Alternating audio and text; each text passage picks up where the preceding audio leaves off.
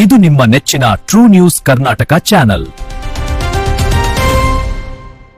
ಬೇಕಾಯಕಿ ರಸ್ತೆಯಲ್ಲಿ ಬೈಕ್ ಅಡ್ಡಗಟ್ಟಿ ನಮ್ಮ ಇಬ್ರು ಕೂಡಿ ನನ್ನ ಮೇಲೆ ಹಲ್ಲೆ ಮಾಡಿ ಹೋಗಿದಾಗಲೇ ಪಡ್ದಾರೆ. ಏನಾಗಿತ್ತೆ?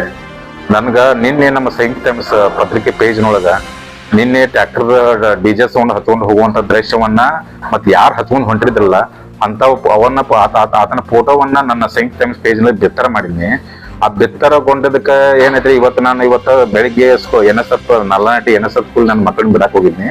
ಬಿಟ್ಟು ಬರುವಾಗ ಬಸವೇಶ್ವರ ಗುಡಿ ಹತ್ರ ಬೆಳಿಗ್ಗೆ 10:40ಕ್ಕ ನನ್ನ ಮ್ಯಾಲ ಈ ಬಸವರಾಜ್ ಶಿವರಾಯ್ ಡೊಳ್ಳೆ ಅನ್ನೋ ವ್ಯಕ್ತಿ ಬೇಕಾಯಕಿ ರಸ್ತೆಯಲ್ಲಿ ಬೈಕ್ ಅಡ್ಡಗಟ್ಟಿ ನನ್ನ ಮ್ಯಾಲ ಬೈಕ್ ಕಿತ್ಕೊಂಡ ನಂತರ ನನ್ನ ಮ್ಯಾಲ ಬೈದು ವಾಚ್ಯವಾಗಿ ಇದನ್ ಮಾಡಕ್ ಸ್ಟಾರ್ಟ್ ಮಾಡಿದಾಗ ನನ್ನ ಮೊಬೈಲ್ ಈ ಕ್ಯಾಮ್ರಾ ಸ್ಟಾರ್ಟ್ ಮಾಡಕ್ ಹೋಗ್ಬಿಡ್ದು ನನ್ನ ಮೊಬೈಲ್ ಸಹಿತ ಕಸ್ಕೊಂಡು ನನ್ನ ಮೇಲೆ ಹಲ್ಲೆ ಮಾಡಿದಾರು.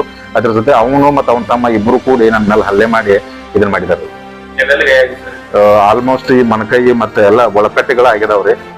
ಮನಸ್ಸೋ ಇಚ್ಛೆ ಎಲ್ಲಿಗೆ ಹೋಗಿದಾಗಲೇ ಬರ್ದಾರ್ರಿ.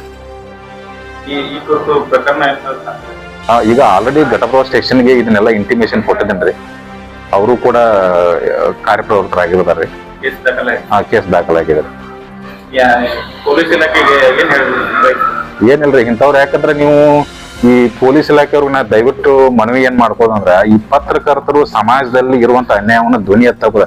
ಈಗ ನಿಮ್ಮ ಒಂದು SP ಇಲಾಖೆ SP ಅವರೇ ಈ ಟ್ರ್ಯಾಕ್ಟರ್ ಡಿಜೆ ಸೌಂಡ್ ಹಚ್ಚಬಾರ್ದು ಕಟ್ಟುನಿಟ್ಟಿನ ಸೂಚನೆ ಕೊಟ್ಟರು ಸಹಿತ ಕೆಲವೊಂದು ಇಂಥ ಕಿಡಿಗೇಡಿಗಳು ಉದ್ದೇಶಪೂರ್ವಕವಾಗಿ ಜನರಿಗೆ ಮತ್ತು ಸಾರ್ವಜನಿಕರಿಗೆ ಇರ್ಬೋದು, ಈ ವಿದ್ಯಾರ್ಥಿಗಳು ಯಾಕಂದ್ರೆ ಮಾರ್ಚ್ ಏಪ್ರಿಲ್ ಇರೋದ್ರ ಮಕ್ಕಳ ಈ ಏನು ಎಕ್ಸಾಮ್ಸ್ ಕೂಡ ಇದಾವೆ.